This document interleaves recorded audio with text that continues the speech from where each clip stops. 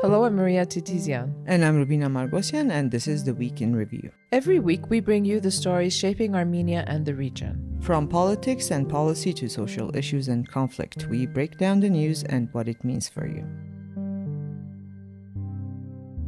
This week in the news, Prime Minister Nikol Pashinyan says construction of TRIPP will begin in mid-2026. Public Services Regulatory Commission moves to revoke Electric Networks of Armenia's distribution license. And former leaders blame Pashinyan for triggering the 2020 war. He responds by pledging to release key negotiation documents by year's end. These stories and more in our weekly roundup of the news.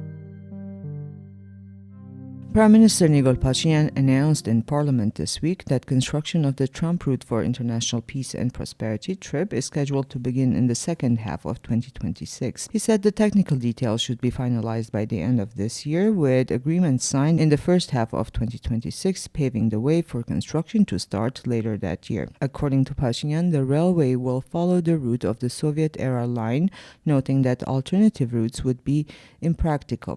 Gas pipelines and power lines, however, are planned to run significantly north of this route. The 43-kilometer stretch of the former Yerevan-Baku rail line that runs along the Arax River in Armenia's southern Meri area no longer exists. It was dismantled decades ago, much of it on the orders of Armenia's defense ministry carried out in 2003.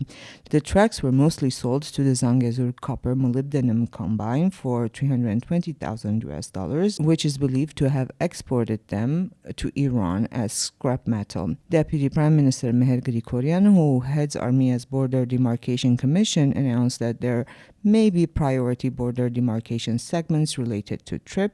He stated that the signing of the Washington Accords on August 8 created mutual interest from both sides to continue the demarcation process. Grigoryan noted that discussions have become more specific about the positioning of infrastructure, and certain border sections may need to be demarcated out of sequence to enable preliminary design for TRIPP. He noted that constructive discussions are ongoing with Azerbaijani counterparts about continuing the process. Speaking at a conference on the Crossroads of Peace project on November 14, Pashinyan outlined new details about the TRIPP project. He said the first step is to establish a regulatory framework, followed by setting up a joint Armenian-US legal entity with a board of directors from both countries. Armenia, Pashinyan said, will have decisive voting rights on strategic matters. The Prime Minister also said no Armenian government agency will face legal restrictions within TRIPP, as the territory will remain fully under Armenian sovereignty. He said two construction rights timeframes are being discussed, 49 or 99 years. During the signing of the Washington Accords on August 8, President Trump had stated that Armenia and the U.S. are creating an exclusive partnership to develop the route, adding that it could extend up to 99 years. Pashinyan explained longer timeframes are needed to attract investment, and that once those rights expire, all property on the land will revert to the Armenian state. He also disclosed that he recently discussed where to begin the project with Azerbaijan's President Ilham Aliyev in Copenhagen in early October, reaching a preliminary understanding that electricity transmission lines and gas pipelines would be quickest to implement. And about one of the subjects that's been discussed most in Armenia this week. Among other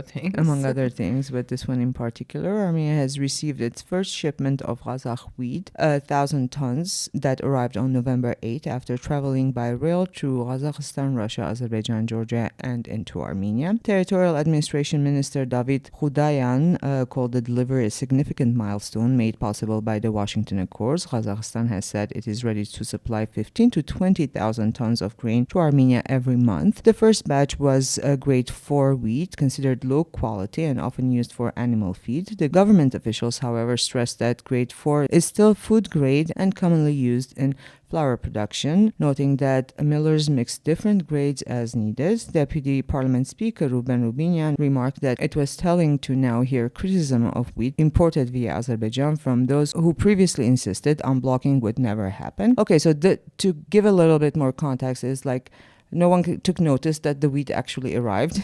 Yeah. And everyone was saying it's low-grade wheat, and that was the whole discussion. So kind of like missed the point of the whole exercise, if you will.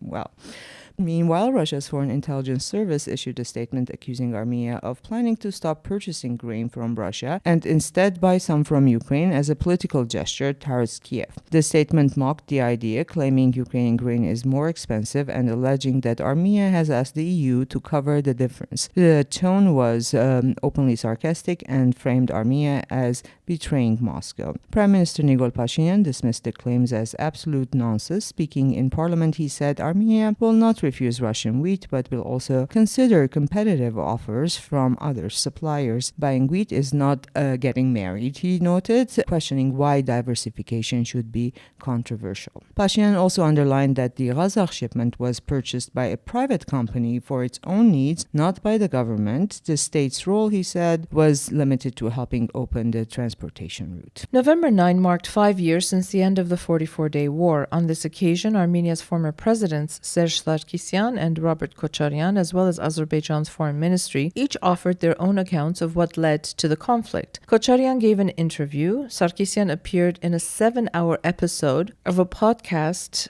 called, and I kid you not, Imnem Nimi, and Baku released a film promoting its narrative, all placing responsibility on Armenia. Responding to the former president's claims, Prime Minister Pashinyan announced that the government will publish key documents from Armenia's negotiation history, including those from 2019, by the end of the year. In his interview, Serge Sarkisyan argued that the 2020 war began because Armenia withdrew from negotiations and rejected the settlement framework proposed by mediators. This, he said, allowed Azerbaijan to justify launching military action. He also claimed that Azerbaijani and Turkish intelligence were well aware of the Armenian army's deteriorating condition, which he said worsened after Pashinyan came to power. Sarkisyan noted that he warned publicly in August 2020 that renewed hostilities were imminent. He maintained that international mediators had presented a settlement proposal that Pashinyan kept from the public for months. Sarkisyan said he personally reviewed the document and believed it could have been used effectively, possibly alongside 2 or 3 supplementary texts,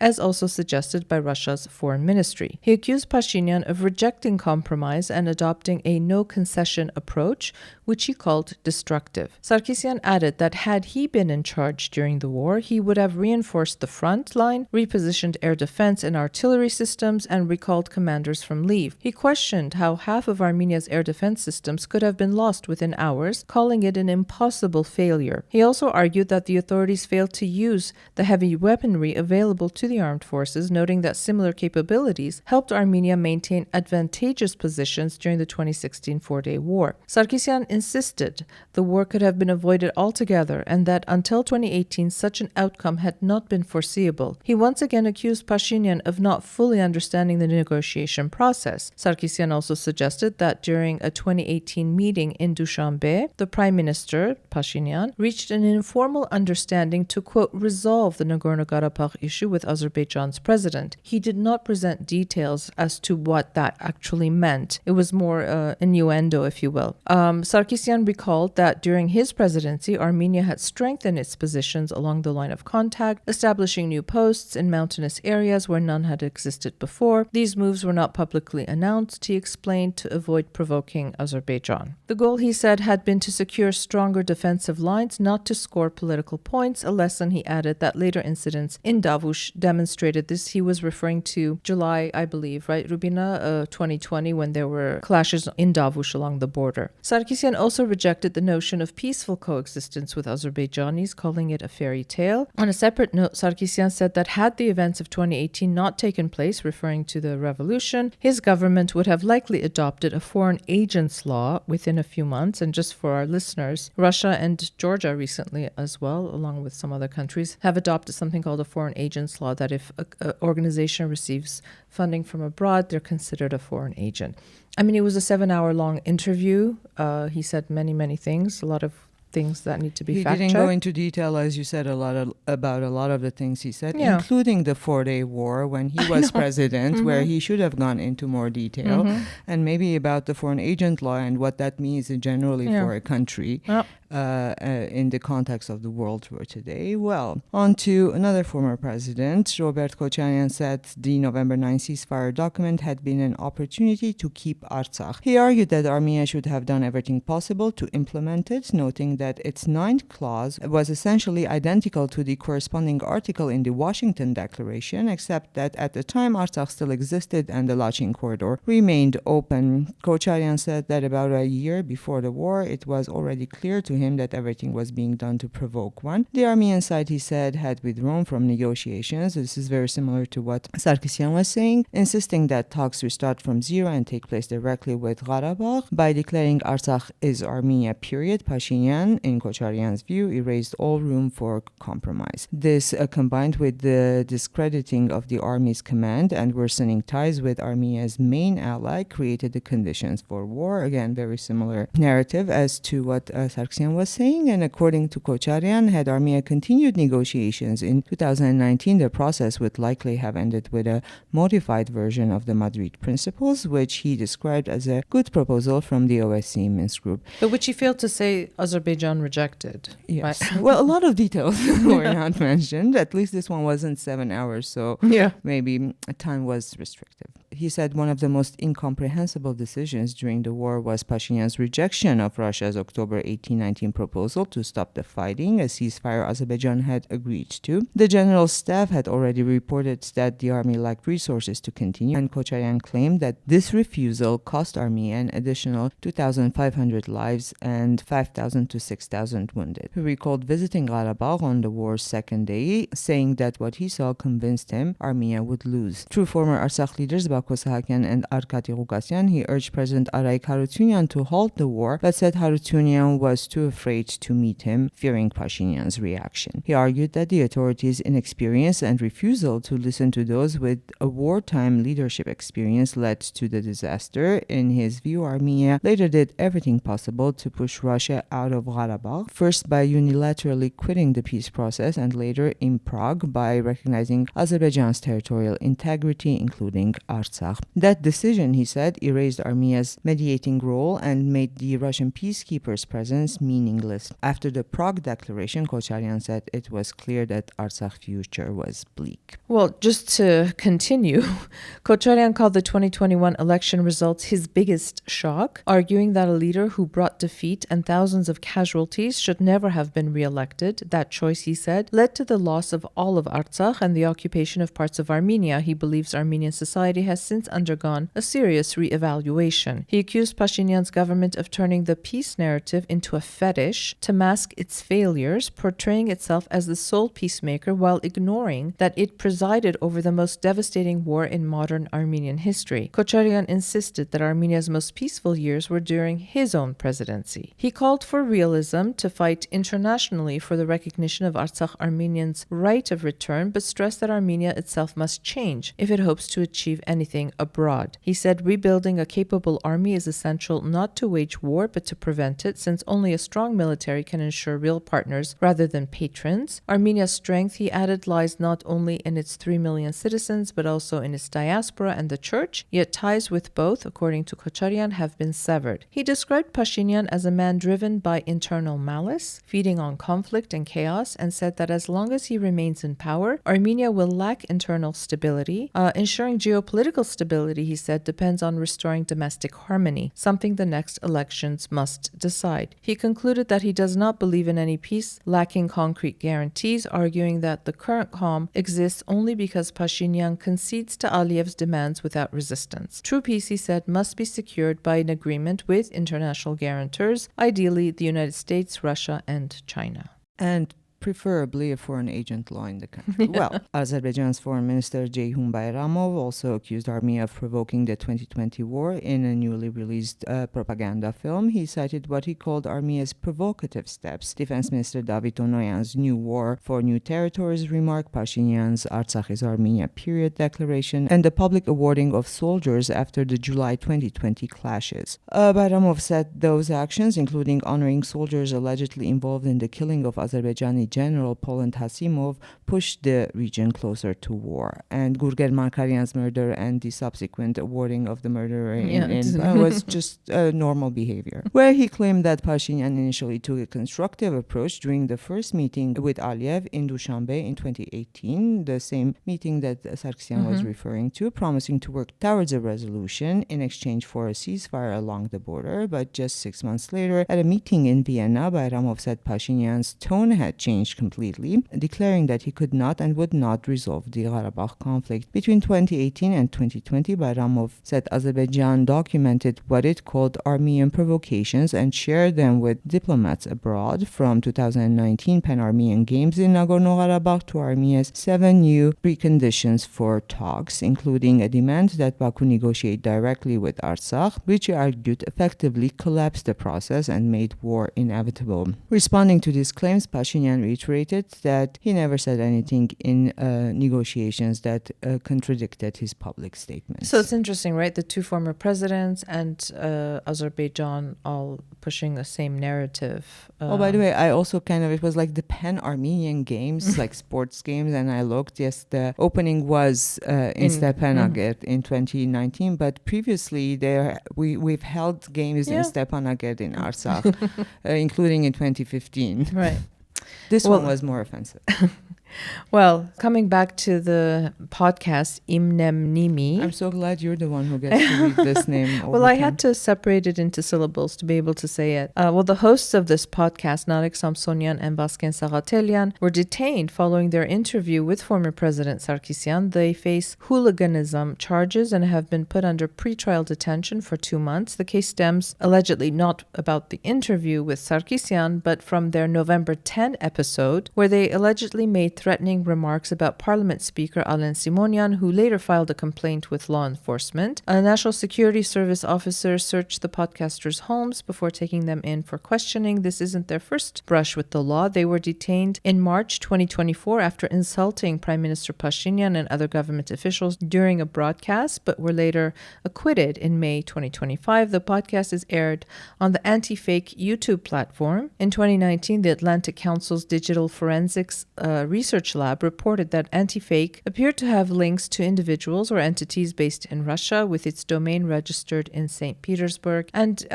both of them, Narek Samsonyan and Basken Sagatelian, if you watch their show, it's a lot of swearing and accusations and interesting, but a lot of views. So, I mean. And we tried to find the origin of the name of the podcast, actually, and our Lilith, who's sitting here, has a theory. She thinks it's a mispronunciation by Pashinyan of a Russian word, which he messed up badly, and they're making fun of it, but we don't know. So don't quote us on this one. Yerevan court has ordered the exhumation of Boris Bogosyan's body 24 years after his death at the Aragast Cafe, also popularly known as Paplavok, to determine whether he was killed or died from a fall during a scuffle with Agamal, or Kuku Harutyunyan, as his nickname, then a member of President Robert Kocharyan's security detail. Prosecutors say new evidence may reveal previously unnoticed injuries, citing an early account mentioning blows with a gun handle. The move follows conflicting testimony from key witness Stephen Newton, who long claimed Harutyunyan beat Bogosyan, but recently told the court he hadn't actually seen the strikes. The exhumation and new forensic exam must be coordinated with Georgian authorities, as Bogosyan is buried in Javak. Harutyunyan was convicted in 2002 of involuntary manslaughter, with investigators saying Bogosyan died after falling and hitting his head on the floor. His 2-year sentence was suspended. This week, Azerbaijan's prosecutor demanded prison sentences ranging from 16 years to life for Artsakh's former political and military leaders, as well as other captives, according to state media outlet Azertag. The prosecutor called for life sentences for former president of Artsakh, Araik Harutyunyan, former Defense Army Commander Levon Manatsaganyan, Parliament Speaker David Ishkhanyan, former Deputy Commander David Manukyan, and former Foreign Affairs Minister David Babayan. The prosecutor also requested 20-year terms for former Presidents Arkady Khugasyan and Bako Sahagyan, as well as Madat Babayan and Melikset Pashayan. Azerbaijan accuses Artsak's former political and military leadership of starting and waging war, committing genocide and terrorism, seizing power by force, and other serious crimes. And Armenia's Public Service Regulatory Commission moved to revoke the electricity distribution license of Electric Networks of Armenia, owned by jailed Russian-Armenian billionaire Samvel Karapetyan. The temporary administrator, Romanos Petrosyan, presented several violations, arguing they warrant license revocation. They include falsified data on power loss and outages submitted to regulators, systemic deletion of automated accounting system data dating back to 2018, providing over $690 million in financial guarantees to other Tashir Group companies through Armenian banks without regulatory approval, and creating a monopolistic supply chain that transferred profits from the network to other Tashir companies. On November 13, the Regulatory Commission began the hearing on revoking the Electric Network's license. Tashir Capital's lawyer filed a motion to recuse Commission Chair Mesropian, alleging bias because he was a civil contract party member and claiming he acted on Pashinyan's instructions when appointing Petrosyan as temporary administrator. The Commission members unanimously rejected the recusal motion. Meanwhile, Karapetyan's Tashir Capital filed a criminal complaint alleging that Petrosyan exceeded his authority by appointing Armen Shahnazarian as finance director without following proper procedures and despite Shahnazarian lacking the required qualifications. He's a historian, not an economist or finance professional. The complaint accuses Petrosyan and the Regulatory Commission leadership of abuse of power and negligence, requesting criminal proceedings and Petrosyan's suspension. Former Defense Minister and First Deputy Chief of the General Staff, Arshak Garabedian, is facing criminal charges for abuse of power during the 2021 Azerbaijani incursion into Armenia's territory. According to the Investigative Committee, on May 12, 2021, Azerbaijani forces used fog and low visibility to cross the border near Sev Lake, advancing several kilometers into Armenia and seizing key heights. Days later, Garabedian allegedly overstepped his authority by verbally ordering troops to abandon their positions. Armenian forces withdrew, allowing Azerbaijan to take control of part of Armenia's sovereign territory. He has been placed on the wanted list with pre-trial detention ordered in absentia. Garabedian is currently in Russia. A former advisor to Pashinyan, Garabedian briefly served as defense minister in 2021 before being dismissed that November. After his removal, he accused Pashinyan of treason and claimed he was fired for refusing to allow Azerbaijani forces to advance. His dismissal came amid escalating border tensions. Meanwhile, Garabedian's political party, he has a political party in absentia too, called the Pan-Armenian Front,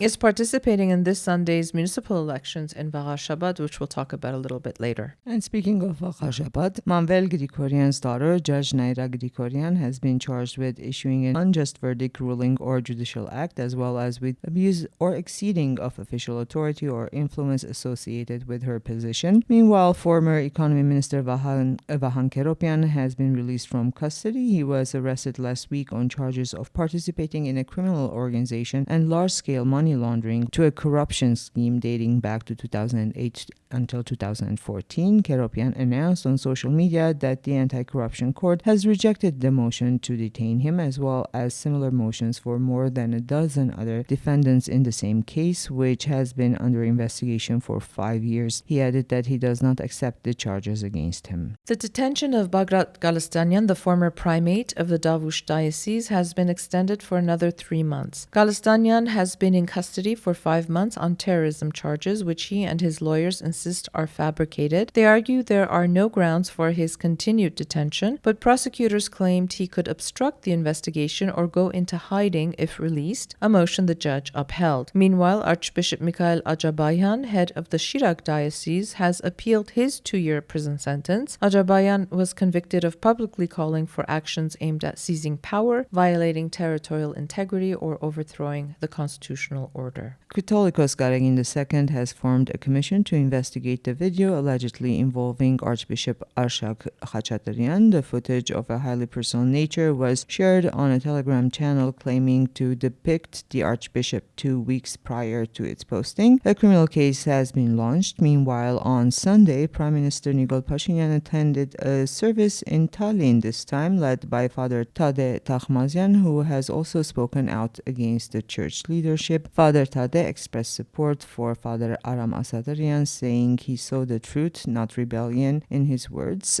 Father Aram, who accused the church leadership of forcing him to join anti-government rallies, was later defrocked but continued to hold services at Hovanavank, of which the Prime Minister attended. The case of Father Tade is currently being reviewed by the Disciplinary Commission of the Mother See. He might also be defrocked, I suspect. Or, I mean, we'll see. And municipal elections will be held this Sunday, November 16, in Varashabat. This is Echmiadzin, but it's Varashabat.